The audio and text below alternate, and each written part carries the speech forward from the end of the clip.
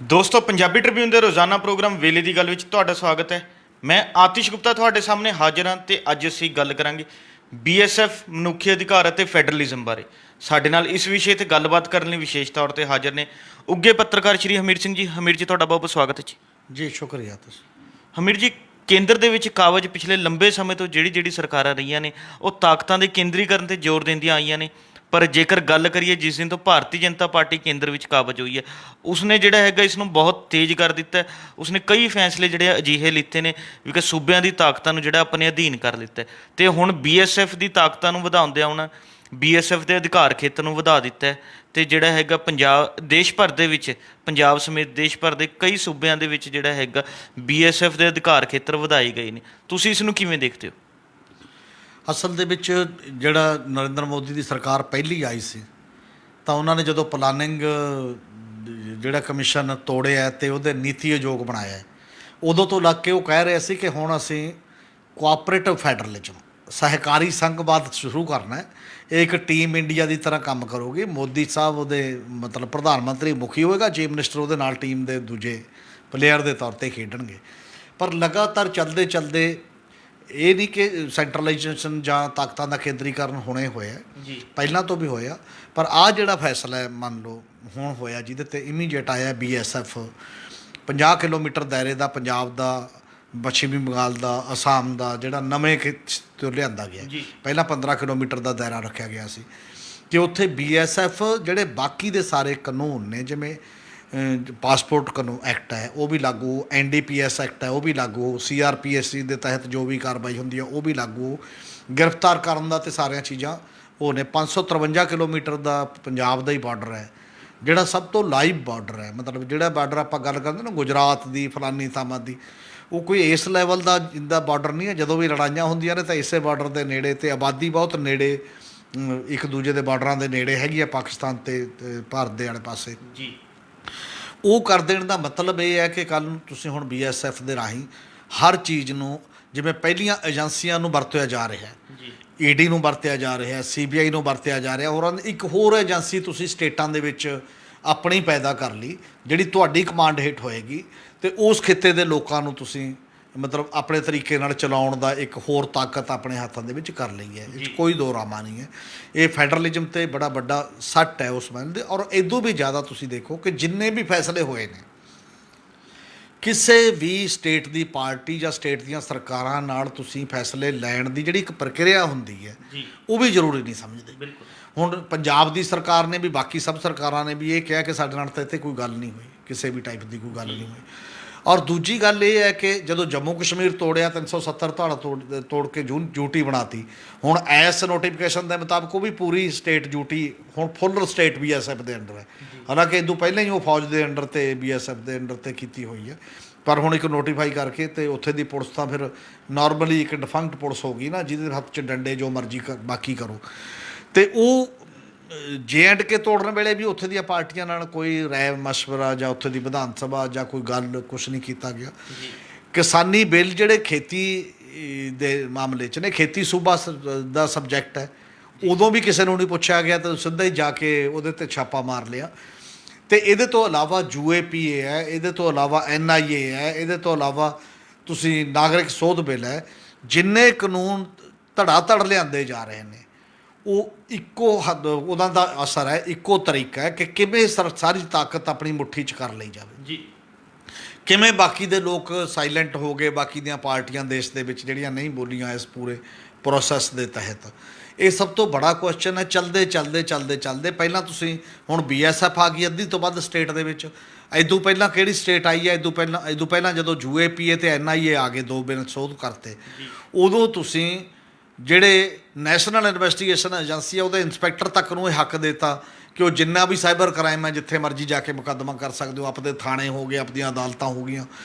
ਉਹ ਜਿਹੜਾ ਸਾਰਾ ਇੱਕ ਜਕੜ ਦਾ ਜਿਹੜਾ ਕੁਐਸਚਨ ਹੈ, ਗੱਲ ਸਹੇ ਦੀ ਨਹੀਂ ਪੈਸੇ ਦੀ ਹੈ, ਲੰਮੇ ਸਮੇਂ ਤੋਂ ਸ਼ੁਰੂ ਹੋਈ ਹੈ ਔਰ ਅੱਜ ਦੀ ਗੱਲ ਨਹੀਂ ਹੈ ਇਕੱਲੀ। ਜੇ ਪਿਛੋਕੜ 'ਚ ਦੇਖੀਏ ਅਤੇ ਜਦੋਂ ਐਮਰਜੈਂਸੀ ਲੱਗੀ ਹੋਈ ਸੀ, ਇੰਦਰਾ ਗਾਂਧੀ ਪ੍ਰਧਾਨ ਮੰਤਰੀ ਸੀ, ਤੇ ਉਦੋਂ ਐਜੂਕੇਸ਼ਨ ਜਿਹੜਾ ਹੈ 42ਵੀਂ ਸੰਵਿਧਾਨਕ ਸੋਧ ਦੇ ਤਹਿਤ 76 ਦੇ ਵਿੱਚ ਉਹ ਸਾਂਝੀ ਸੂਚੀ 'ਚ ਲੈ ਕੇ ਚੱਕ ਕੇ ਜਿਹੜਾ ਸੂਬਿਆਂ ਦਾ ਸੀ ਐਜੂਕੇਸ਼ਨ ਦਾ ਭੱਠਾ ਬੈਠਣਾ ਸ਼ੁਰੂ ਹੋ ਗਿਆ, ਕਿਉਂਕਿ ਉਹਦੇ 'ਚ ਵੰਨ ਸਵੰਨਤਾ ਸਟੇਟਾਂ ਦੇ ਰਾਈਟ ਉਹ ਸਾਰੇ ਖਤਮ ਉਸ ਪੁੱਛ ਲਓ। ਇੱਕ ਕਾਰਨ ਇਹ ਵੀ ਬੜਾ ਵੱਡਾ ਹੈ ਸਿੱਖਿਆ ਦੇ ਮਿਆਰ ਦੇ ਵਿੱਚ ਗਿਰਾਵਟ ਦਾ, ਕਿਉਂਕਿ ਤੁਸੀਂ ਚੱਕ ਕੇ ਉਹਨੂੰ ਉੱਥੇ ਲੈ ਗਏ ਹੋ, ਸਾਰੀ ਇੱਕ ਪਾਲਿਸੀ ਬਣਾਉਂਦੇ ਹੋ। ਤੇ ਦੂਜੀ ਗੱਲ ਇਹ ਹੈ ਕਿ ਇਹਦੇ ਤੋਂ ਇਲਾਵਾ ਜਿਵੇਂ ਇਹਨਾਂ ਨੇ 370 ਤੋੜ ਕੇ ਸਭ ਕੁਝ ਕਰਤਾ, ਤੇ ਕਾਂਗਰਸ ਵੇਲੇ ਵੀ ਸ਼ੇਖ ਮੁਹੰਮਦ ਅਬਦੁੱਲਾ ਜਿਹੜਾ ਨਹਿਰੂ ਦਾ ਦੋਸਤ ਸੀ ਬਹੁਤ ਵੱਡਾ, ਤੇ ਉਹ 15-16 ਸਾਲ ਜੇਲ੍ਹ 'ਚ ਰਹਿੰਦਾ। ਤੇ ਉਸ ਤੋਂ ਬਾਅਦ ਫਿਰ ਇੰਦਰਾ ਗਾਂਧੀ ਤੇ ਸ਼ੇਖ ਦਾ ਸਮਝੌਤੇ ਦੇ ਤਹਿਤ 75 ਦੇ ਵਿੱਚ ਐਮਰਜੈਂਸੀ ਵੇਲੇ ਉਹ ਸ਼ਰਤ ਰੱਖੀ ਜਾਂਦੀ ਹੈ ਕਿ ਤੁਸੀਂ ਆਪਣੀਆਂ ਤਾਕਤਾਂ ਆਪ ਕਢਾਓਗੇ, ਕਿਉਂਕਿ ਸੰਵਿਧਾਨ 'ਚ ਇਹ ਸੀ ਕਿ ਉੱਥੋਂ ਦੀ ਅਸੈਂਬਲੀ 'ਚ ਪਾਸ ਕੀਤੇ ਬਿਨਾਂ ਤਾਕਤ ਘਟਾਈ ਨਹੀਂ ਸੀ ਜਾ ਸਕਦੀ ਛੇਤੀ ਕੀਤੀ। ਫਿਰ ਉਸ ਤੋਂ ਬਾਅਦ ਰਾਜੀਵ ਗਾਂਧੀ ਆਇਆ, ਤੇ ਰਾਜੀਵ ਗਾਂਧੀ ਨੇ ਵੀ ਉਵੇਂ 87 ਦੇ ਵਿੱਚ ਜਿਹੜਾ ਫਾਰੂਕ ਤੇ ਰਾਜੀਵ ਸਮਝੌਤਾ ਹੈ ਉਹਨੇ ਹੋਰ ਜੰਮੂ ਕਸ਼ਮੀਰ ਦੀਆਂ ਤਾਕਤਾਂ ਘਟਾਈਆਂ ਸੀ ਉਸੇ ਤਰੀਕੇ ਦੇ ਨਾਲ। ਤੇ ਆਉਂਦੇ ਇਹਨਾਂ ਨੇ ਬਿਲਕੁਲ ਹੀ ਉਹ ਕੰਮ ਕਰਦਾ, ਮਤਲਬ ਰਿਵਾਜ ਤਾਂ ਉਹ ਪਹਿਲਾਂ ਤੋਂ ਹੀ ਪਿਆ ਹੋਇਆ ਹੈ, ਜਿਹੜੀਆਂ ਰਾਜਾਂ ਨੂੰ ਅਧਿਕਾਰਾਂ ਦੇ ਸਵਾਲ ਸੀ। ਤੇ ਪੰਜਾਬ ਵਰਗੇ ਸੂਬੇ ਤਾਂ ਸ਼ੁਰੂ ਤੋਂ ਲੜਦੇ ਰਹੇ, ਜਿਵੇਂ ਭਾਸ਼ਾ ਦੇ ਆਧਾਰ ਤੇ ਸੂਬੇ 1956 'ਚ ਬਣਾਤੇ, ਇੱਕ ਪਾਲਿਸੀ ਬਣਾਈ ਤੁਸੀਂ। 1966 ਤੱਕ 10 ਸਾਲ ਲੜਨਾ ਪਿਆ ਪੰਜਾਬ ਨੂੰ ਪੰਜਾਬੀ ਸੂਬਾ ਦੇ ਮਾਮਲੇ ਦੇ ਵਿੱਚ। ਉਹ ਜਿਹੜੀਆਂ ਸਾਰੀਆਂ ਤਰੀਕਾਂ ਨੇ, ਜਦੋਂ ਕੋਈ ਲੋਕ ਇਹ ਕਹਿੰਦੇ ਨੇ ਕਿ ਬਾਕੀ ਸੂਬਿਆਂ ਦੇ ਵਿੱਚ ਵੀ ਤਾਂ ਆਈਆਂ, ਇਕੱਲਾ ਪੰਜਾਬ ਐ ਕਿਉਂ ਕਰਦਾ ਜਾਂ ਬੰਗਾਲ ਐ ਕਿਉਂ ਕਰਦਾ, ਉਹ ਇਸ ਕਰਕੇ ਕਰਦੇ ਨੇ ਕਿਉਂਕਿ ਇੱਥੇ ਇੱਕ ਪੰਜਾਬੀਅਤ ਦੀ ਤੇ ਉੱਥੇ ਬੰਗਾਲੀਅਤ ਦੀ ਆਪਣੀ ਇੱਕ ਅਪਰੋਚ ਵੀ ਹੈ। ਤੇ ਉਹਨੂੰ ਇਹ ਲੱਗਦਾ 47 'ਚ ਵੀ ਅਸੀਂ ਉਹ ਟੁੱਟੇ ਹਾਂ। 47 'ਚ ਵੀ ਜਿਹੜੀ ਵੰਡ ਹੋਈ ਹੈ ਐਕਚੁਅਲੀ ਪੰਜਾਬ ਤੇ ਬੰਗਾਲ ਦੀ ਹੋਈ ਹੈ, ਵੱਡੇ ਹਿੱਸੇ ਇਹਨਾਂ ਨਾਲੋਂ ਟੁੱਟੇ ਨੇ। ਜਿਹੜੇ 10 ਲੱਖ ਲੋਕ ਮਰੇ ਉਹ 8 ਲੱਖ ਪੰਜਾਬੀ ਸੀ, ਬਾਕੀ ਬੰਗਾਲ ਦੇ ਵਿੱਚ ਸੀ।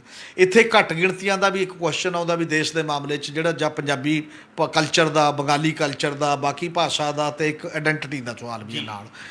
ਉਹਨਾਂ ਨੂੰ ਜ਼ਿਆਦਾ ਇਨਸਿਕਿਉਰਿਟੀ ਪੈਦਾ ਹੁੰਦੀ ਹੈ, ਅਸੁਰੱਖਿਆ ਪੈਦਾ ਹੁੰਦੀ ਹੈ ਦੂਜੇ ਕਿਸੇ ਵੀ ਸੈਟਅਪ ਦੇ ਮੁਕਾਬਲੇ। ਪਰ ਬਾਕੀ ਰਾਜਾਂ ਦੇ ਮੁੱਖ ਮੰਤਰੀ ਵੀ ਸ਼ਾਇਦ ਫੈਡਰਲਿਜ਼ਮ ਦੇ ਇਸ਼ੂ 'ਤੇ ਗਾਹੇ ਬਗਾਹੇ ਗੱਲ ਕਰਦੇ ਰਹੇ ਨੇ ਕਿ ਸਾਡੀਆਂ ਤਾਕਤਾਂ ਕਿਉਂ ਘਟਣ, ਜਾਂ ਬਾਕੀ GST ਆਈ ਹੈ ਤਾਂ ਇਹਨੂੰ ਫੈਡਰਲਿਜ਼ਮ ਤੋਂ ਕਿਸੇ ਨੇ ਨਹੀਂ ਉਠਾਇਆ ਉਸ ਪੱਧਰ ਦੇ ਉੱਤੇ, ਉਹ ਵੀ ਕੇਂਦਰ ਸਰਕਾਰ ਫੈਸਲੇ ਆਪਣੇ ਮੁਤਾਬਕ ਕਰ ਰਹੀ ਹੈ ਉਸ ਤਰੀਕੇ ਦੇ ਨਾਲ। ਇਸ ਲਈ ਇਹ ਫੈਡਰਲਿਜ਼ਮ ਨੂੰ ਕਮਜ਼ੋਰ ਕਰਨਾ, ਜਾਂ ਫੈਡਰਲਿਜ਼ਮ ਜਿੰਨਾ ਕੁ ਮਾੜਾ ਮੋਟਾ ਸੀ ਉਹਦੀ ਵੀ ਸੰਘੀ ਘੁੱਟ ਦੇਣ ਦਾ ਇੱਕ ਕਦਮ ਹੈ। ਅੱਗੇ ਤੋਂ ਅੱਗੇ ਕਦਮ ਵੱਧਦੇ ਜਾ ਰਹੇ ਨੇ।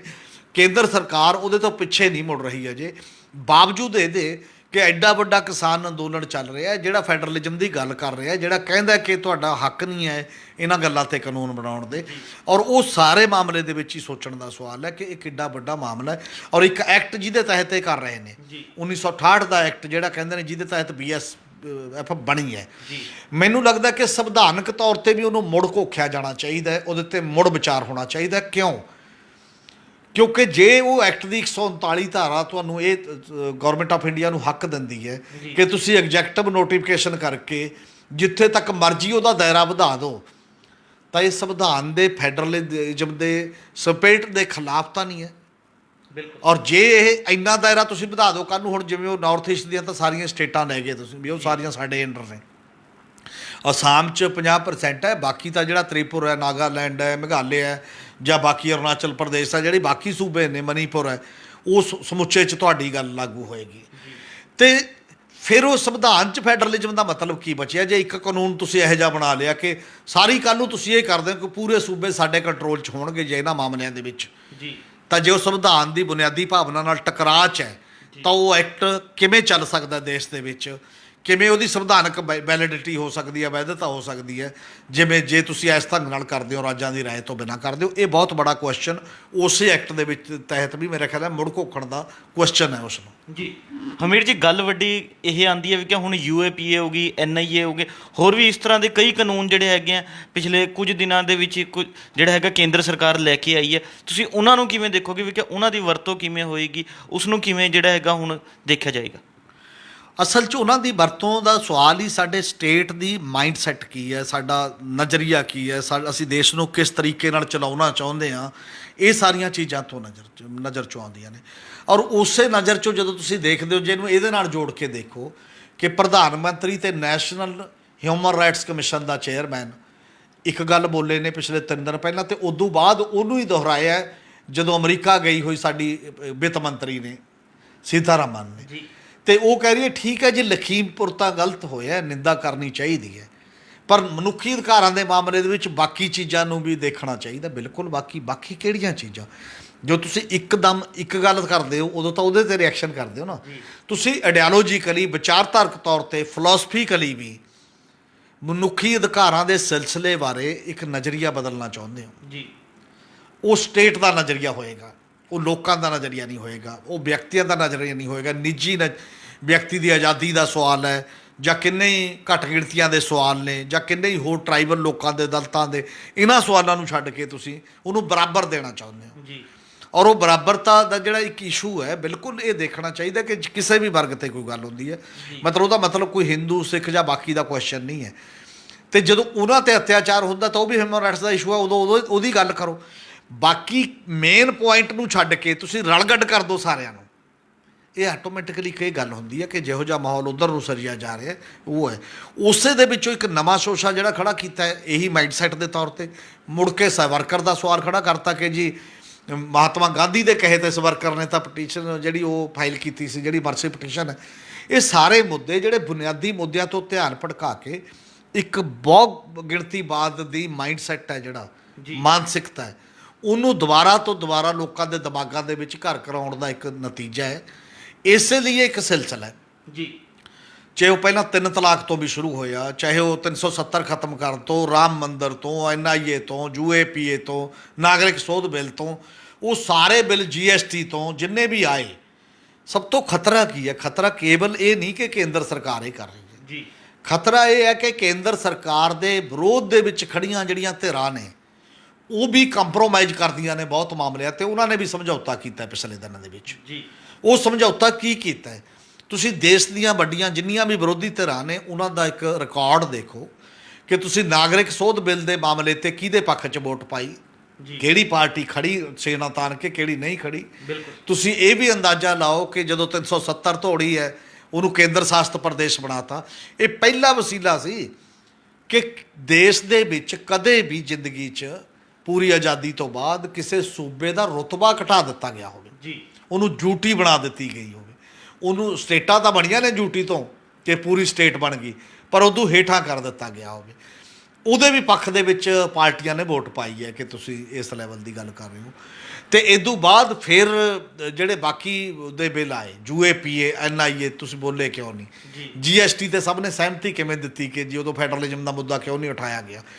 ਗੱਲ ਸਹੇ ਦੀ ਨਹੀਂ ਹੁੰਦੀ ਪਏ ਦੀ। ਜਦੋਂ ਤੁਸੀਂ ਇੱਕ ਰਸਤਾ ਬਣਾ ਦਿੰਦੇ ਹੋ ਤਾਂ ਗੌਰਮੈਂਟ ਆਫ ਇੰਡੀਆ ਸੋਚੂਗੀ ਉਹ ਤਾਂ ਕਿ ਆਪਾਂ ਹੁਣ ਚਲੋ ਮੌਕਾ ਹੈ ਜੋ ਮਰਜ਼ੀ ਕਰ ਲਓ। ਅਤੇ ਜੇ ਪਹਿਲਾਂ ਤੋਂ ਹੀ ਰੋਕਿਆ ਜਾਂਦਾ ਅਪਰੋਚ ਦੇ ਤੌਰ 'ਤੇ ਤਾਂ ਇੱਥੇ ਤੱਕ ਨਹੀਂ ਸੀ ਪਹੁੰਚਣੀ ਗੱਲ। ਹੁਣ ਕਿਵੇਂ ਰੋਕਣਗੇ, ਕਿੰਨੇ ਕੁ ਸਟੈਂਡ ਲੈਣਗੇ, ਅਤੇ ਇਹ ਅਗਲੀ ਵਿਉਂਤਬੰਦੀ 'ਤੇ ਨਿਰਭਰ ਕਰੂਗਾ। ਜੀ ਹਮੀਰ ਜੀ, ਕੇਂਦਰ ਸਰਕਾਰ ਨੇ 5 ਅਗਸਤ 2019 ਨੂੰ ਜੰਮੂ ਕਸ਼ਮੀਰ 'ਚ ਧਾਰਾ 370 ਹਟਾ ਦਿੱਤੀ ਸੀ। ਉਸ ਦਿਨ ਤੋਂ ਜਿਹੜਾ ਹੈਗਾ ਹੁਣ ਤੱਕ ਉੱਥੇ BSF ਤੈਨਾਤ ਹੈ, ਫੌਜੀ ਬਲ ਜਿਹੜੇ ਹੈਗੇ ਲੱਗੇ ਹੋਏ ਨੇ, ਲਗਾਤਾਰ ਇੰਟਰਨੈਟ ਸੇਵਾਵਾਂ ਜਿਹੜੀਆਂ ਬੰਦ ਕੀਤੀਆਂ ਜਾਂਦੀਆਂ ਨੇ। ਤੁਸੀਂ ਇਸ ਸਭ ਨੂੰ ਕਿਵੇਂ ਦੇਖਦੇ ਹੋ ਇਸ ਨਾਲ ਜੋੜ ਕੇ? ਨਹੀਂ, ਬਿਲਕੁਲ, ਮਤਲਬ ਇਹਦਾ ਮਤਲਬ ਜਾਂ ਤਾਂ ਤੁਸੀਂ ਇਹ ਕਹਿ ਰਹੇ ਹੋ, ਜਿਹੜੇ ਸਾਡੇ ਵੀ ਕੁਝ ਲੋਕ ਬਿਆਨ ਦਿੰਦੇ ਨੇ ਬਾਰ-ਬਾਰ, ਪਹਿਲਾਂ ਜਦੋਂ ਅਕਾਲੀ BJP ਗੌਰਮੈਂਟ ਸਾਂਝੀ ਸੀ ਉਦੋਂ ਸੁਖਬੀਰ ਬਾਦਲ ਨੇ ਵੀ ਕਿਹਾ ਕਿ ਸਾਰਾ ਤਾਂ ਬਾਰਡਰ ਤੋਂ ਦੀ ਆਉਂਦਾ, border seal government of India ਕਿਉਂ ਨਹੀਂ ਕਰਦੀ। ਇੱਕ ਵਾਰ ਬਾਰਡਰ 'ਤੇ ਧਰਨੇ ਦੇਣ ਦਾ ਪ੍ਰੋਗਰਾਮ ਵੀ ਉਹ ਲਿਖਿਆ ਸੀ, ਉਹ ਬਾਅਦ ਦੇ ਵਿੱਚ ਫਿਰ ਆਪਸੀ ਸਹਿਮਤੀ ਹੋ ਗਈ ਸੀ ਦਿੱਲੀ ਚੋਣਾਂ ਦੇ ਵਿੱਚ, ਉਹ ਤਾਂ ਵਾਪਸ ਲੈ ਲਏ ਸੀ। ਅੰਮ੍ਰਿਤ ਸ਼ਾਹ ਨੇ ਕਿਹਾ ਸੀ ਪੰਜਾਬ ਦੇ ਵਿੱਚ ਨਸ਼ਿਆਂ 'ਤੇ ਰੈਲੀ ਕਰਨ ਦਾ ਅੰਮ੍ਰਿਤਸਰ ਰੱਖਿਆ ਸੀ। ਉਹ ਆਪਸੀ ਮੈਰਿਜ ਆਫ ਕਨਵੀਨੀਅੰਸ ਜਿਹਨੂੰ ਕਹਿੰਦੇ ਆ, ਦੋਨਾਂ ਦਾ ਫਾਇਦਾ ਹੋ ਗਿਆ, ਸਮਝੌਤਾ ਹੋ ਗਿਆ ਅਤੇ ਆਪਾਂ ਬੰਦ ਕਰਤਾ ਉਹ ਕੰਮ। ਅਤੇ ਹੁਣ ਚਰਨਜੀਤ ਚੰਨੀ ਵੀ ਜੇ ਬਾਹਰ ਆ ਕੇ ਇੰਟਰਵਿਊ ਕੀਤੀ, ਜਦੋਂ ਉਹ ਇਹ ਕਹਿੰਦੇ ਨੇ ਕਿ ਜੀ ਮੈਂ ਕਹਿ ਕੇ ਆਇਆ ਅਮਿਤ ਸ਼ਾਹ ਨੂੰ ਤੁਸੀਂ ਬਾਰਡਰ ਸੀਲ ਕਰੋ, ਅਤੇ ਜੇ ਸਾਰੀਆਂ ਪਾਰਟੀਆਂ ਦੇ ਦਿਮਾਗਾਂ ਦੇ ਵਿੱਚ ਇਹ ਗੱਲ ਆ ਰਹੀ ਆ ਬਾਰਡਰ ਸੀਲ ਕਰੋ, ਮਤਲਬ ਕੀ ਹੈ ਕਿ ਤੁਸੀਂ ਗੌਰਮੈਂਟ ਆਫ ਇੰਡੀਆ ਨੂੰ ਵੱਧ ਤੋਂ ਵੱਧ ਤਾਕਤ ਦੀ ਗੱਲ ਕਰਦੇ ਹੋ, ਤਾਕਤ ਅਜਮਾਇਸ਼ ਕਰੋ। ਕੀ ਬਾਰਡਰ ਸੀਲ ਕਰਨਾ ਹੀ ਇਕੱਲੇ ਨਸ਼ਿਆਂ ਦਾ ਸਵਾਲ ਹੈ? ਕੀ ਬਾਰਡਰ ਸੀਲ ਕਰਨਾ ਹੀ ਸਾਡੀਆਂ ਸਮੱਸਿਆਵਾਂ ਦਾ ਸਵਾਲ ਹੈ? ਜਿੰਨਾ ਸਿੰਥੈਟਿਕ ਨਸ਼ਾ ਸਾਡੇ ਵਿਕ ਰਿਹਾ ਹੈ ਇਹ ਤਾਂ ਕਿਸੇ ਬਾਰਡਰ ਤੋਂ ਬਾਹਰੋਂ ਨਹੀਂ ਆਉਂਦਾ, ਉਹ ਤਾਂ ਇੱਥੇ ਦੀਆਂ ਫੈਕਟਰੀਆਂ 'ਚ ਹੀ ਬਣਦਾ ਹੈ। ਉਹ ਕਿਉਂ ਨਹੀਂ ਰੋਕ ਪਾ ਰਹੇ ਤੁਸੀਂ? ਬਾਕੀ ਦੀਆਂ ਚੀਜ਼ਾਂ ਤਾਂ ਛੱਡੋ ਜਿਹੜੀਆਂ ਤੁਹਾਡੇ ਦਾਇਰੇ ਦੇ ਵਿੱਚ ਨੇ। ਇਸੇ ਤਰ੍ਹਾਂ ਜੇ BSF ਐਡੀ ਕਾਮਯਾਬ ਏਜੰਸੀ ਹੈ ਵੀ ਤੁਸੀਂ ਸਾਰੀਆਂ ਚੀਜ਼ਾਂ ਬੰਦ ਕਰ ਦੋਗੇ ਬਾਰਡਰ ਤੋਂ, ਤਾਂ BSF ਤਾਂ ਪਹਿਲਾਂ ਹੀ ਆ, ਕਈ ਜਗ੍ਹਾ ਫੌਜ ਵੀ ਹੈ ਜੰਮੂ ਕਸ਼ਮੀਰ ਦੇ ਵਿੱਚ, ਤਾਂ BSF ਵੀ ਛੱਡੋ। ਅਤੇ ਜੇ BSF ਹੁਣ ਵੀ ਜਿੱਥੇ ਜਿੱਥੇ ਹੈ ਉਹਦੇ ਨਾਲ ਕ੍ਰਾਈਮ ਘਟ ਗਿਆ, ਉਹਦੇ ਨਾਲ ਤੁਹਾਡਾ ਫਾਇਦਾ ਹੋਇਆ, ਕਿੰਨਾ ਫਾਇਦਾ ਹੋਇਆ, ਕੀ ਹੋਇਆ? ਇੱਦੋਂ ਪਹਿਲਾਂ ਜਿਹੜੀਆਂ ਸਟੇਟਾਂ ਪੂਰੀਆਂ ਸੀ ਕਿ ਕੀ ਵੱਖ-ਵੱਖ ਥਾਵਾਂ 'ਤੇ ਨਹੀਂ ਮਿਲੇਗਾ, ਆ ਜਿਹੜੀ ਹੈਰੋਇਨ ਮਿਲੀ ਹੈ ਬੰਦਰਗਾਹ ਦੇ ਉੱਤੇ, ਜੀ ਜਿੱਥੇ ਕਿਹਾ ਜਾਂਦਾ ਕਿ ਅਡਾਨੀ ਦਾ ਮਾਮਲਾ ਹੈ, ਜਿਹਦੇ ਤੇ ਕੋਈ ਨਾ ਮੀਡੀਆ ਬੋਲਿਆ ਨਾ ਲੋਕ ਬੋਲੇ, ਉਹ ਤਾਂ ਸਾਰੇ ਤੁਹਾਡੇ ਆਪਣੇ ਰਾਜ ਨੇ ਤੇ ਆਪਣੇ ਤਰੀਕੇ ਨਾਲ ਤੁਸੀਂ ਫੈਸਲੇ ਕਰਦੇ ਹੋ।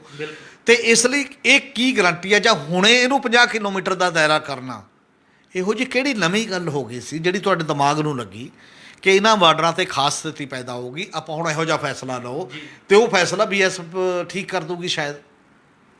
ਇਹ ਕਿਹੜੀ ਨਵੀਂ ਗੱਲ, ਕਿਹੜਾ ਕੋਈ ਤੱਥ ਆਇਆ, ਕਿਹੜੀ ਕੋਈ ਸਰਵੇ ਆਇਆ, ਕਿਹੜਾ ਕੋਈ ਅਧਿਐਨ ਆਇਆ, ਕਿਹੜੀ ਕੋਈ ਮੰਗ ਪੈਦਾ ਹੋਈ? ਮਤਲਬ ਕੁਝ ਤਾਂ ਹੋਣਾ ਚਾਹੀਦਾ ਨਾ ਕਿ ਆਹ ਚੀਜ਼ ਕਰਕੇ ਅਸੀਂ ਇਹ ਚੀਜ਼ਾਂ ਕਰ ਰਹੇ ਹਾਂ।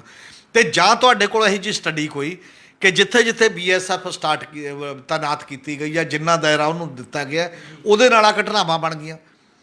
ਤੁਸੀਂ ਬਲਕਿ ਦੂਜੀ ਪੁਲਿਸ ਵੀ, ਪੁਲਿਸ ਜਿੰਨੀ BSF ਕਰਪਟ ਆ ਉਨੀ ਉਹ ਦੂਜੀ ਪੁਲਿਸ ਵੀ ਕਰਪਟ ਹੈ। ਇਕੱਲੇ ਪੁਲਿਸ ਤੰਤਰ ਤੇ ਰੱਖ ਕੇ ਨਹੀਂ ਤੁਸੀਂ ਗੱਲ ਕਰ ਸਕਦੇ, ਸਿਸਟਮ ਉਹੀ ਰਹੇਗਾ। ਤਾਕਤਾਂ ਕੀ ਹੈ, ਇਹਨੂੰ ਤੁਸੀਂ ਮਿਲਟਰੀ ਰਾਜ ਜਾਂ ਪੁਲਿਸ ਰਾਜ ਬਣਾਉਣਾ ਦੇਸ਼ ਨੂੰ, ਜਾਂ ਦੇਸ਼ ਨੂੰ ਜਮਹੂਰੀਅਤ ਰੱਖਣਾ ਹੈ, ਦੇਸ਼ ਨੂੰ ਫੈਡਰਲ ਰੱਖਣਾ ਹੈ, ਲੋਕਾਂ ਸਾਹਮਣੇ ਜਵਾਬਦੇਹੀ ਤੈਅ ਕਰਨੀ ਹੈ ਆਗੂਆਂ ਦੀ ਤੇ ਬਾਕੀ ਦੀਆਂ ਚੀਜ਼ਾਂ, ਤੁਸੀਂ ਕਰਨਾ ਕੀ ਹੈ? ਇਹ ਸਭ ਤੋਂ ਬੜਾ ਕੁਐਸਚਨ ਹੈ, ਮਾਰਕ ਹੈ ਇਸ ਸਮੇਂ। ਜੀ ਹਮੀਰ ਜੀ, ਕੇਂਦਰ ਸਰਕਾਰ ਨੇ ਜਿਹੜੀ BSF ਦੀ ਤਾਕਤਾਂ ਵਧਾਈਆਂ ਨੇ, ਉਸ ਤੋਂ ਬਾਅਦ ਸਿਆਸੀ ਪਾਰਟੀਆਂ ਵੱਲੋਂ ਆਪਣੇ ਆਪਣੇ ਪੱਧਰ ਤੇ ਜਿਹੜਾ ਇੱਕ ਰਿਐਕਸ਼ਨ ਦਿੱਤੇ ਜਾ ਰਹੇ ਨੇ। ਅਸੀਂ ਜਾਣਨਾ ਚਾਹਾਂਗੇ ਵੀ ਕਿ ਸਿਆਸੀ ਪਾਰਟੀਆਂ ਦੇ ਕਿਹੜੀ ਦੇ ਕੀ ਰਿਐਕਸ਼ਨ ਦੇਖਣ ਨੂੰ ਮਿਲ ਰਿਹਾ? ਹਾਂ ਬਿਲਕੁਲ, ਕੁਝ ਰਿਐਕਸ਼ਨ ਆਏ ਨੇ। ਇੱਕ ਤਾਂ ਪੰਜਾਬ ਦੀ ਜੇ ਆਪਾਂ ਗੱਲ ਕਰੀਏ ਤਾਂ ਪਹਿਲਾਂ ਚੀਫ ਮਿਨਿਸਟਰ ਵੱਲੋਂ ਤੇ ਗ੍ਰਹਿ ਮੰਤਰੀ ਵੱਲੋਂ ਵੀ ਆਇਆ ਵੀ ਇਹ ਨਹੀਂ ਫੈਡਰਲਿਜ਼ਮ ਤੇ ਖਤਰਾ ਹੈ, ਤੇ ਅਕਾਲੀ ਦਲ ਨੇ ਅੱਜ ਪ੍ਰੋਟੈਸਟ ਵੀ ਕੀਤਾ ਹੈ, ਜਿਹਦੇ 'ਚ ਇਹ ਹੈ ਕਿ ਉਹ ਰਾਸਤੇ 'ਚ ਵੀ ਲੈ ਕੇ ਫੈਡਰਲਿਜ਼ਮ ਤੇ ਅਸੀਂ ਸ਼ੁਰੂ ਤੋਂ ਗੱਲ ਕਰਦੇ ਆ ਰਹੇ ਹਾਂ, ਇਹ ਠੀਕ ਨਹੀਂ ਹੈ। ਹੋਰ ਵੀ ਤਰ੍ਹਾਂ ਨੇ, ਪੰਜਾਬ ਵਾਲੀਆਂ ਨੇ ਤਾਂ ਸਾਰੀਆਂ ਨਹੀਂ ਲਗਭਗ ਇਹ 'ਤੇ ਰਿਐਕਟ ਕੀਤਾ। ਅਜੇ ਦੇਸ਼ 'ਚੋਂ ਬਾਕੀ ਜਗ੍ਹਾ ਤੋਂ ਉਹ ਰਿਐਕਸ਼ਨ ਉਸ ਪੱਧਰ ਦਾ ਨਹੀਂ ਆਇਆ ਜਿਸ ਪੱਧਰ ਦਾ ਆਉਣਾ ਚਾਹੀਦਾ ਸੀ, ਪਰ ਕੁਝ ਪਾਰਟੀਆਂ ਇਹਦੇ 'ਚ ਕਰ ਰਹੀਆਂ ਨੇ। ਹੁਣ ਸਭ ਤੋਂ ਵੱਡਾ ਸਵਾਲ ਇਹ ਹੈ ਕਿ ਤੁਹਾਡੀ ਬੈਕਗਰਾਊਂਡ ਦੇ ਨਾਲ ਜੁੜਿਆ ਹੋਇਆ ਪੰਜਾਬ ਦੇ ਵਿੱਚ ਕਾਂਗਰਸ, ਅਕਾਲੀ ਦਲ, ਆਮ ਆਦਮੀ ਪਾਰਟੀ, ਜਿਹੜੀਆਂ ਵੱਡੀਆਂ ਪਾਰਟੀਆਂ, BJP ਤਾਂ ਛੱਡ ਹੀ ਦਿਓ ਕਿਉਂਕਿ ਉਹ ਤਾਂ ਹੈਗੀ ਉਹ ਉਸ ਮਾਮਲੇ 'ਚ, ਉਹਨਾਂ ਨੇ ਸਟੈਂਡ 370 ਤੇ ਕੀ ਲਿਆ, ਉਹਨਾਂ ਨੇ ਸਟੈਂਡ ਨਾਗਰਿਕ ਸੋਧ ਬਿੱਲ ਤੇ ਕੀ ਲਿਆ, ਉਹਨਾਂ ਨੇ ਸਟੈਂਡ UAPA ਤੇ ਕੀ ਲਿਆ, ਉਹਨਾਂ ਨੇ ਸਟੈਂਡ ਬਾਕੀ ਦੇ ਜਿਹੜੇ ਕਾਨੂੰਨ ਇਸ ਟਾਈਪ ਦੇ ਬਣੇ ਜਾਂ GST ਤੋਂ ਲੈ ਕੇ ਕੀ ਲਿਆ। ਜੀ ਇਹ ਆਪਣੇ ਆਪ ਦੇ ਵਿੱਚ ਤੁਹਾਨੂੰ ਸੀਸਾ ਦਿਖਾਉਂਦੀ ਚੀਜ਼ ਹੈ ਕਿ ਅੱਜ ਤੋਂ ਬਾਅਦ ਵੀ ਇਹ ਗੱਲ ਠੀਕ ਹੈ ਕਿ ਇਸ ਦੇਸ਼ ਨੂੰ ਫੈਡਰਲਿਜ਼ਮ ਦੀ ਵੱਡੀ ਲੋੜ ਹੈ, ਤੇ ਫੈਡਰਲਿਜ਼ਮ ਦੀ ਲੋੜ ਉਨੀ ਚਿਰ ਪੂਰੀ ਨਹੀਂ ਹੁੰਦੀ ਜਿੰਨਾ ਚਿਰ ਇੱਕ ਸਿਆਸੀ ਤਾਕਤ ਵੱਖਰੀ ਹੋ, ਚਾਹੇ ਪਾਰਟੀ ਇੱਕ ਹੋਵੇ ਜਾਂ ਪਾਰਟੀਆਂ ਦਾ ਗੁਲਦਸਤਾ ਹੋਵੇ, ਉਹ ਉਸ ਏਜੰਡੇ ਤੇ ਲੋਕਾਂ ਨੂੰ ਕਾਇਲ ਕਰਨਾ ਤੇ ਲੋਕਾਂ ਦੇ ਸਾਹਮਣੇ ਖੜੇ ਹੋ ਕੇ ਲੋਕਾਂ ਨੂੰ ਨਾਲ ਲੈ ਕੇ ਸਾਰੀਆਂ ਚੋਣਾਂ ਦਾ ਏਜੰਡਾ ਬਣਾਉਣਾ, ਤੇ ਚੋਣਾਂ ਦੇ ਵਿੱਚ ਵੀ ਦੇ ਨਾਲ ਦੀ ਨਾਲ ਲੋਕਾਂ ਨੂੰ ਅੰਦੋਲਨ ਦੇ ਰੂਪ ਦੇ ਵਿੱਚ ਵੀ ਪ੍ਰੇਰਿਤ ਕਰਨਾ। ਉਹ ਸਾਰੇ ਮਾਮਲੇ ਦੇ ਵਿੱਚ ਕਲੀਅਰ ਕੱਟ ਪਾਲਿਸੀ ਦੇ ਤੌਰ ਤੇ ਤੁਸੀਂ ਫੈਡਰਲ ਇੰਡੀਆ ਚਾਹੁੰਦੇ ਹੋ ਜਾਂ ਕੇਂਦਰੀਕ੍ਰਿਤ ਇੰਡੀਆ ਚਾਹੁੰਦੇ ਹੋ, ਕਿਹੋ ਜਿਹਾ ਚਾਹੁੰਦੇ ਹੋ, ਇਹ ਤੇ ਅਲਾਈਨਮੈਂਟ ਦੀ ਲੋੜ ਹੈ। ਤੇ ਜੇਕਰ ਪਾਰਟੀਆਂ ਦੇ ਵਿੱਚ ਇਹ ਵਖਰੇਵੇਂ ਨਹੀਂ ਆਉਂਦੇ, ਜੇ ਪਾਰਟੀਆਂ ਦੀ ਵਿਦੇਸ਼ ਪਾਲਿਸੀ, ਪਾਰਟੀਆਂ ਦੀ ਡਿਫੈਂਸ ਪਾਲਿਸੀ ਜਿਹੜੀ ਰੱਖਿਆ ਪਾਲਿਸੀ ਹੈ, ਤੇ ਪਾਰਟੀਆਂ ਦੀ ਇੰਟਰਨਲ ਸਿਕਿਉਰਿਟੀ ਦੀ ਪਾਲਿਸੀ ਜਿਹੜੀ ਅੰਦਰੂਨੀ ਸੁਰੱਖਿਆ ਦੇ ਮਾਮਲੇ ਨੇ, ਇਹਦੇ 'ਚ ਕੋਈ ਫਰਕ ਨਹੀਂ ਹੋਊਗਾ। ਪੰਜਾਬ ਦੇਸ਼ ਦੇ ਲੋਕਾਂ ਨੂੰ ਇਹ ਦੱਸਣਾ ਪਊਗਾ ਕਿ ਤੁਸੀਂ ਇੱਕ ਅਲੱਗ ਤਰ੍ਹਾਂ ਸੋਚਦੇ ਹੋ, ਅਲੱਗ ਤਰ੍ਹਾਂ ਸੋਚ ਕੇ ਤੁਸੀਂ ਆਹ ਏਜੰਡਾ ਲਿਆ ਰਹੇ ਹੋ ਜਿਹੜਾ ਪੀਸ ਦੀ ਵੀ ਗੱਲ ਕਰੂਗਾ, ਸੁਰੱਖਿਆ ਦੀ ਵੀ, ਲੋਕਾਂ ਦੀ ਪਾਵਰਮੈਂਟ ਦੀ, ਜਿਹੜਾ ਪੁਲਿਸ ਰਾਜ ਦੀ ਬਜਾਏ ਸੁਰੱਖਿਆ ਹਮੇਸ਼ਾ ਹੀ ਦੇਸ਼ਾਂ ਦੇ ਵਿੱਚ ਲੋਕਾਂ ਦੀ ਸੰਤੁਸ਼ਟੀ 'ਚੋਂ ਨਿਕਲਦੀ ਹੈ। ਸੁਰੱਖਿਆ ਕਦੇ ਮਿਲਟਰੀਆਂ 'ਚੋਂ ਤੇ ਕਦੇ ਉਹਨਾਂ 'ਚੋਂ ਨਹੀਂ ਨਿਕਲਦੀ ਬੇਸਿਕ ਤੌਰ 'ਤੇ ਜੇਕਰ ਅਸੀਂ ਗੱਲ ਕਰੀਏ। ਔਰ ਦੁਨੀਆ ਦੇ ਜਿਹੜੇ ਦੇਸ਼ ਜਿੱਥੇ ਸਭ ਤੋਂ ਜ਼ਿਆਦਾ ਹੈਪੀਨੈਸ ਦੇ ਇੰਡੈਕਸ ਦੇ ਵਿੱਚ ਆਉਂਦੇ ਨੇ, ਖੁਸ਼ ਲੋਕ ਆਉਂਦੇ ਨੇ, ਉਹ ਕੋਈ ਮਿਲਟਰੀ ਰਾਜ ਦੇ ਕਰਕੇ ਜਾਂ ਮਿਲਟਰੀਆਂ ਵੱਡੀਆਂ ਬਣਾਉਣ ਕਰਕੇ ਖੁਸ਼ ਨਹੀਂ ਹੈ, ਉਹ ਸਗੋਂ ਲੋਕਾਂ ਦੀ ਜ਼ਿੰਦਗੀ ਸੌਖੀ ਕਰਕੇ, ਲੋਕਾਂ ਨੂੰ ਜ਼ਿੰਦਗੀ ਦੀਆਂ ਸਹੂਲਤਾਂ ਦੇ ਕੇ ਖੁਸ਼ ਨੇ। ਇਸ ਲਈ ਸਿਕਿਉਰਿਟੀ ਦੇ ਮਾਪਦੰਡ ਤੁਹਾਡੇ ਕੀ ਨੇ, ਸੁਰੱਖਿਆ ਦੇ ਮਾਪਦੰਡ ਤੁਹਾਡੇ ਕੀ ਨੇ, ਇਹਦੇ 'ਤੇ ਵੀ ਸੋਚਣਾ ਪਏਗਾ। ਪਰ ਨੀਡ ਔਰ ਲੋੜ ਹੈ ਇਹ ਦੇਸ਼ ਦੀ ਇਸ ਸਮੇਂ, ਔਰ ਇਹਦੇ 'ਤੇ ਜੇਕਰ ਕਿ ਲਗਾਤਾਰ GST 'ਤੇ ਵੀ ਫੈਡਰਲ ਐਂਗਲ ਤੋਂ ਜਿਹਨੇ ਸਵਾਲ ਉਠਾਏ ਨੇ, ਜੇ ਬਾਕੀ 'ਤੇ ਵੀ ਤਾਂ ਮਮਤਾ ਬੈਨਰਜੀ ਨੇ ਜ਼ਰੂਰ ਉਠਾਏ ਨੇ ਕੁਛ ਮਾਮਲਿਆਂ ਦੇ ਵਿੱਚ। ਤੇ ਇਹ ਡਿਮਾਂਡ ਵੀ ਬਾਰ-ਬਾਰ ਪੈਦਾ ਹੋ ਰਹੀ ਹੈ ਦੇਸ਼ ਪੱਧਰ ਦੇ ਉੱਤੇ ਕਿ ਕੋਈ ਐਸਾ ਗਰੁੱਪ, ਐਸਾ ਸੰਗਠਨ ਬਣਨਾ ਚਾਹੀਦਾ ਜਿਹੜੀਆਂ ਪਾਰਟੀਆਂ ਦਾ, ਜਿਹੜੀ ਕਲੀਅਰ ਕੱਟ ਏਜੰਡੇ 'ਚ BJP ਨਾਲੋਂ ਵੱਖਰੇਵੇਂ ਦੇ ਰੂਪ 'ਚ ਦਿਖਾਈ ਦੇਵੇ, ਤੇ ਤਾਂ ਜਾ ਕੇ ਦੇਸ਼ ਦੇ ਲੋਕਾਂ ਨੂੰ ਇੱਕ ਅਲਟਰਨੇਟਿਵ ਵੀ ਲੱਗੇ ਕਿ ਹਾਂ ਕੋਈ ਅਲਟਰਨੇਟਿਵ ਪੈਦਾ ਹੋ ਰਿਹਾ, ਤਾਂ ਕਿ ਇੱਕ ਬਦਲਵੀਂ ਸਿਆਸਤ ਜਿਹੜੀ ਹੈ ਉਹ ਸਾਹਮਣੇ ਆਵੇ ਉਸ ਪੱਧਰ 'ਤੇ। ਜੀ, ਇਹ ਸਨ ਸਾਡੇ ਨਿਊਜ਼ ਕੋਆਰਡੀਨੇਟਰ ਸ਼੍ਰੀ ਹਮੀਰ ਸਿੰਘ ਜੀ, ਜਿਨ੍ਹਾਂ ਨੇ ਦੱਸਿਆ ਵੀ ਕਿ ਤਾਕਤਾਂ ਦੇ ਕੇਂਦਰੀਕਰਨ ਦੇ ਵਿੱਚ ਜਿਹੜਾ ਹੈਗਾ ਭਾਜਪਾ ਸਭ ਤੋਂ ਮੋਹਰੀ ਹੈ। ਪਰ ਦੇਖਿਆ ਜਾਵੇ ਤਾਂ ਹੋਰ ਸਿਆਸੀ ਪਾਰਟੀਆਂ ਵੀ ਇਸ ਤੋਂ ਕੋਈ ਪਿੱਛੇ ਨਹੀਂ ਹੈ, ਕਿਉਂਕਿ ਭਾਜਪਾ ਵੱਲੋਂ ਲਏ ਗਏ ਕਈ ਫੈਸਲਿਆਂ ਦੇ ਵਿੱਚ, ਚਾਹੇ ਕਾਂਗਰਸ ਹੋਵੇ, ਆਮ ਆਦਮੀ ਪਾਰਟੀ ਹੋਵੇ ਜਾਂ ਹੋਰ ਸਿਆਸੀ ਧਿਰਾਂ ਹੋਣ, ਉਹ ਵੀ ਅੱਜ ਤੱਕ ਵੋਟ ਕਰਦੀਆਂ ਆਈਆਂ ਨੇ, ਉਸ 'ਚ ਹਿੱਸਾ ਲੈਂਦੀਆਂ ਆਈਆਂ ਨੇ, ਤਾਂ ਉਹਨਾਂ ਨੂੰ ਵੀ ਜਿਹੜਾ ਹੈਗਾ ਸੋਚਣ ਦੀ ਲੋੜ ਹੈ ਵੀ ਕਿ ਇਸ ਤੋਂ ਪਹਿਲਾਂ ਕਿਹੜੇ ਕਿਹੜੇ ਕਾਨੂੰਨਾਂ ਦੇ ਵਿੱਚ ਉਹਨਾਂ ਨੇ ਵੋਟ ਕਰਕੇ ਜਿਹੜੇ ਭਾਜਪਾ ਦੀ ਹਮਾਇਤ ਕੀਤੀ ਹੈ ਤੇ ਕਿਹਨਾਂ ਨੇ ਨਹੀਂ ਕੀਤੀ, ਤੇ ਉਹਨਾਂ ਨੂੰ ਵੀ ਵਿਚਾਰ ਕਰਨ ਦੀ ਲੋੜ ਹੈ ਵੀ ਕਿ ਉਹਨਾਂ ਨੇ ਜਿਹੜੇ ਹੈਗਾ ਇਸ ਤਰ੍ਹਾਂ ਹੀ ਫੈਸਲੇ ਲਿੱਤੇ ਨੇ ਤੇ ਭਵਿੱਖ ਵਿੱਚ ਉਹਨਾਂ ਨੂੰ ਕਿਸ ਤਰ੍ਹਾਂ ਦੀ ਰਣਨੀਤੀ ਤਿਆਰ ਕਰਨੀ ਚਾਹੀਦੀ ਹੈ। ਕੱਲ੍ਹ ਨੂੰ ਇਸੇ ਸਮੇਂ ਇੱਕ ਨਵੇਂ ਮੁੱਦੇ ਦੇ ਨਾਲ ਫਿਰ ਮਿਲਾਂਗੇ ਪ੍ਰੋਗਰਾਮ ਵੇਲੇ ਦੀ ਗੱਲ ਵਿੱਚ। ਧੰਨਵਾਦ।